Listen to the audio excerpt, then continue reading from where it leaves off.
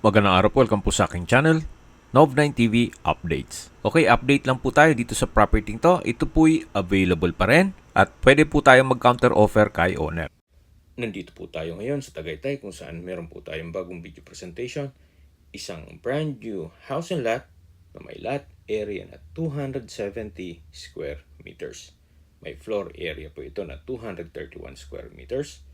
Nasa loob po ito ng isang exclusive subdivision na meron pong 24 hours security. Napakatahimik po ng lugar, sariwang hangin, at malamig po ang klima. Sa dokumento naman po, ito'y titulado, buhay po ang may-ari, kaya wala po kayong magiging problema sa documentation or sa transfer ng title. Nakabakod na po buong property at ito'y may steel gate na rin. Tunghayan nyo po itong fasad, naka-glass walls and window. Then, spandrel lang ginamit sa ceiling. Naka-tiled post. Medyo elevated po itong property kaya meron pong ilang steps ng stairs. Then, may pathwalk. May Carabao grass na rin po. At may railing. Silipin po muna natin itong covered car garage na kakasya ang dalawang sasakyan. Yan po yung steel gate. Then, ito pong garahe ay naka-tiled flooring na rin. Kahit dalawa pong SUV ay kakasya dito. Nakapalitada na at pinturado na rin ang buong garahe. Sa dulo po ay may access na yun papunta sa kusina. So, ito na po yung main door. Ito po ay solid wood. Samahan niyo po ako. Pasok po tayo. Dito po sa likod ng pintuan ay meron pong shoe rack. Ito naman po yung living area o salas kung saan ito ay naka-picture frame glass wall and window with blinds. Premium tiles ang ginamit dito sa flooring, double high ceiling with ceiling cove design. Meron pong modern spiral chandelier. At dito naman po ay napakalaki po ng espasyo.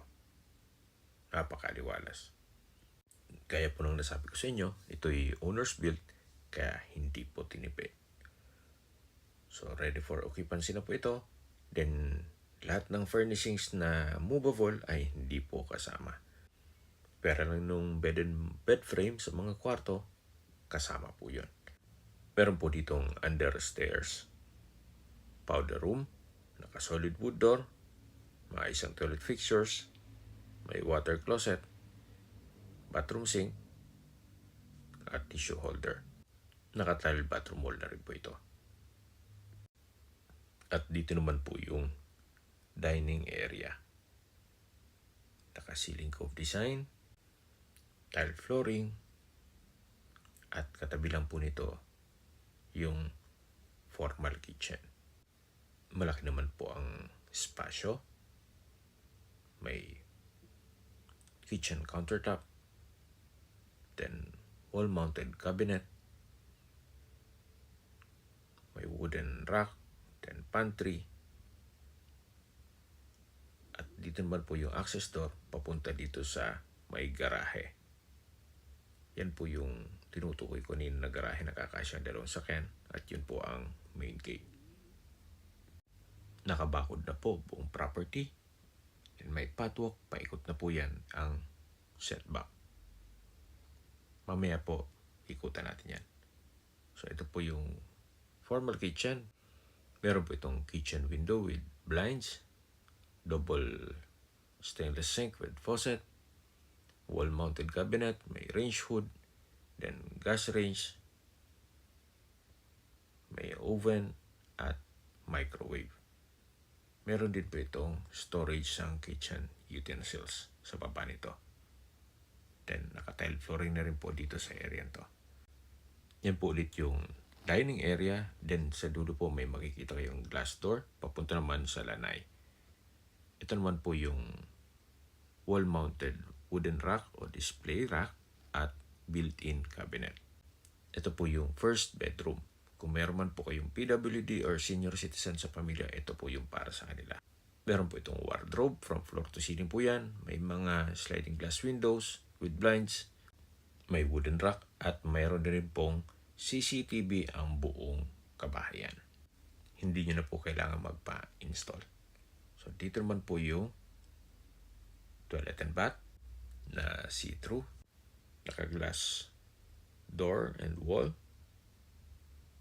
sliding po siya, then aluminum frame. Meron po itong bathroom countertop, bathroom cabinet, bathroom sink, stainless faucet, water closet with bidet, then naka-tile bathroom wall, from floor to ceiling po yan, may bathroom window at hot and cold shower. Okay, labas po tayo. So yan po, pwede naman pong patint yan kung sakaling ayaw nyo ng see-through na glass door and wall. Yan po ulit yung first bedroom. At paglabas nyo po, ito po ulit yung dining area. At dito naman po yung aluminum glass door. Then may security grill na rin. At may blinds. Access po ito papunta dito sa lanay. Naka-trellis. Then may pathwalk. Paikot na po yan ang bahay. Ito po yung perimeter fence o concrete fence. Buong property po. Meron na yan. At may pathwalk din po yan papunta sa harapan ng bahay. Balik po ulit tayo dito sa loob. Ito po yung dining area. Sa dulo yung formal kitchen. At itong natatanaw natin ay yung living area o salas. Ito pong pintuan na ito ay yung powder room. So, double high ceiling po itong living area. Napakaganda po, napakaliwalas. At ito naman po yung hagdan. Malapad po siya. Naka-concrete staircase. Then, wooden handrail at tubular railing. Samahan niyo po ako. Akyat po tayo. Nandito na po tayo sa family area. Naka-ceiling cove design. Wooden design ng tile flooring. May sliding glass window with blinds. Then, dito naman po yung open below. Yan po yung ceiling cove design. Then, may modern design na spiral chandelier. Naka-picture frame glass wall. Then, ito po yung salas or living area. Hanggang dito po sa pwesto ko ay meron pong malaking glass wall and window. Mapapansin nyo po pati po dito sa taas ay pulidong-pulido pagkapalitada at pintura. Balik po ulit tayo dito sa family area. Malaki naman po ang espasyo nito. At ito naman po yung hallway papunta sa mga kwarto. Check po muna natin itong first bedroom dito sa second floor. Naka-solid wood door po ito. Meron po itong mga sliding glass window with blinds. May bed and bed frame. Naka-wooden design ng tile flooring. May pin lamps sa ceiling. May outlet na rin po. May molding po sa in-between itong flooring at wall. Then meron din po itong wardrobe from floor to ceiling din po yan. Then naka-soft close hinges. At may sariling toilet and bath. Naka-solid wood door. May bathroom countertop. Vanity mirror. Bathroom sink. Stainless faucet. At bathroom cabinet. May water closet with bidet. At ito po yung naka-tiled bathroom wall. From floor to ceiling din po yan. Meron din po itong hot and cold shower. At may bathroom window. Yan po, tunghin nyo po ulit itong first bedroom dito sa second floor. So, lalabas po tayo para check natin ibang kwarto. Paglabas nyo po, yan po yung family area. At ito naman po yung pangalawang kwarto. Pero din po, may bed and bed frame. May sliding glass windows with blinds. May pin lamp, center lamp. Then, wooden design ng tile flooring. Meron din po itong wardrobe na from floor to ceiling. halos identical po. Then, may molding in between ng flooring at wall. May awning type design na glass window with blinds. At meron din po itong sariling toilet and bath. Naka-wooden door, maayos ang toilet fixtures, may vanity mirror, bathroom sink, water closet with bidet, stainless towel holder, then naka-tile bathroom wall, from floor to ceiling na po yan. At meron din pong hot and cold shower at bathroom window with blinds. Labas po tayo. So, tunghayin niyo po ulit itong second bedroom. Lipat po tayo dito sa third bedroom. Dito po sa third bedroom ay halos kasing laki lang nung second bedroom. Maayos ang pintura ng ceiling at wall, may pin lamp, center lamp, may molding na rin in between wall and flooring, may outlet, at meron pong from floor to ceiling na wardrobe. Meron din po itong awning window with blinds. Ito po palang toilet and bath ay sharing or kumbaga Jack and Jill. Actually, galing na tayo dito kanina. So, meron pong access itong dalawang kwarto dito sa toilet and bath. Yan po yung second bedroom. So, hindi ko na po i-detail ito. Gawa ng na-present ko na yan kanina. Then, ito naman po yung third bedroom.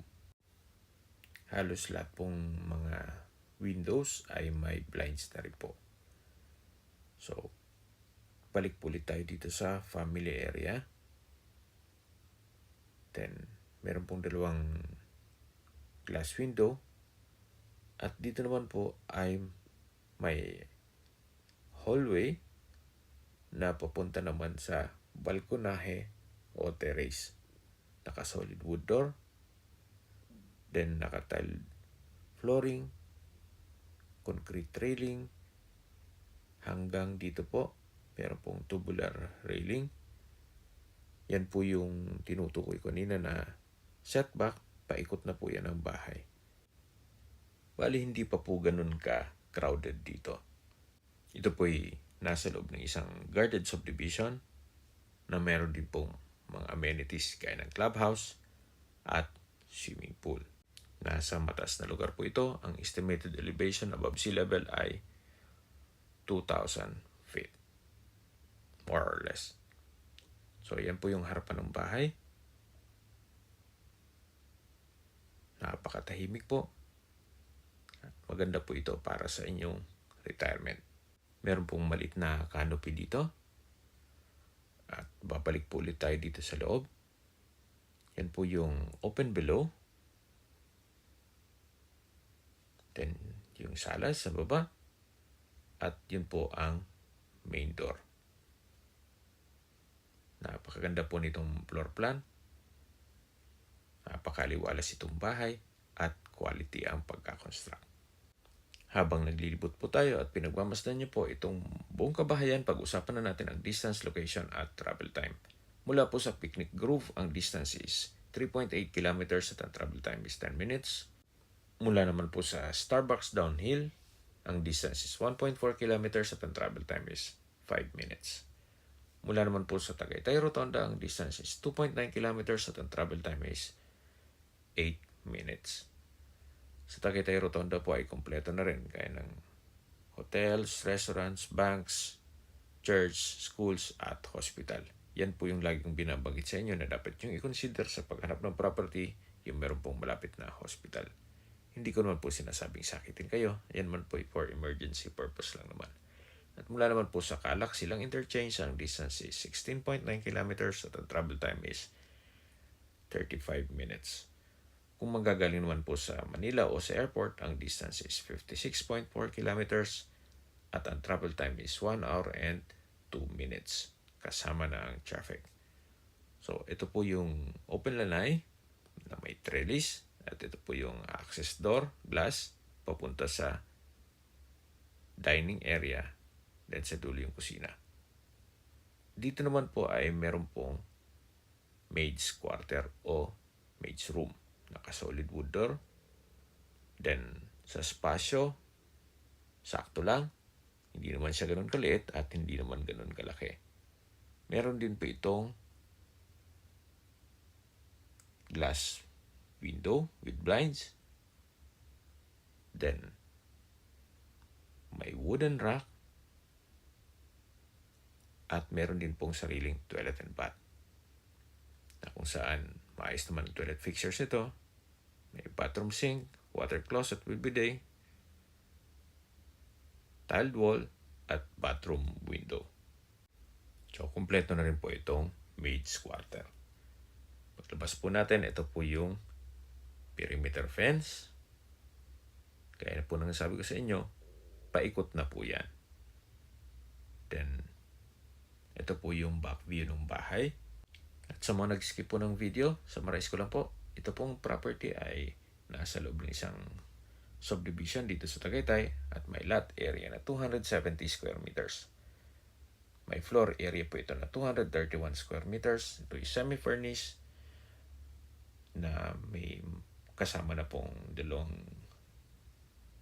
gas burner, may larger manya stove, microwave, toaster, refrigerator, 3 water heater, may CCTV na may 7 camera at 3 bed and bed frame. Ito po yung access door papunta sa formal kitchen. At dito naman po yung garahe. Okay, sa presyo na po tayo. Binibenta po ito ni owner sa halagang 19 million pesos net. Ibig pong sabihin, si buyer na po ang sasagot sa lahat ng taxes at expenses with regards to documentation. Kung may mga katanungan po kayo o gusto mong pasat ng tripping dito sa property to, tawag lang po kayo sa aking numero. At sa mga kababayan naman natin na sa ibang bansa, meron po akong Telegram sa mga iPhone user man, may iMessage. Meron din pong Imo, Skype, Viber at WhatsApp.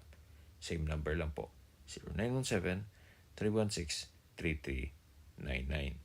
Sa mga nagtatanong naman po ng aming Facebook, meron po aming Facebook page na Nov9TV at Facebook Reels video. Makisuyo po, paki-like and follow na rin. May ibang YouTube channel po tayo na The Nov9TV channel, Nov9TV Listings, at Nov9TV Official. Salamat po sa panunod sa aking mga videos. Ingat po kayo lagi.